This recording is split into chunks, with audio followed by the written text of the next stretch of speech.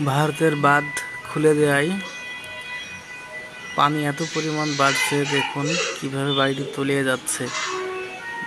এত কষ্টের টাকার বাড়ি কিভাবে নদীর মাঝে বিলীন হয়ে যাচ্ছে। মহান আল্লাহ তাআলা এমন বিপদ যেন আমাদের না দেয়। কত কষ্টের টাকার বাড়ি কিভাবে তলিয়ে যাচ্ছে, কিছুই করার নেই, জাস্ট শুধু দেখার পালা। মহান আল্লাহ তাআলার এই বিপদ থেকে আমাদের সবাইকে হেফাজত করুন। সর্বোচ্চ নদীর মাঝে বিলীন হয়ে গেল। পানির ভয়াবহতা এতটা বাড়ছে, কিছুই করার নেই। মহান আল্লাহ তাআলা আমাদেরকে হেফাজত করুন।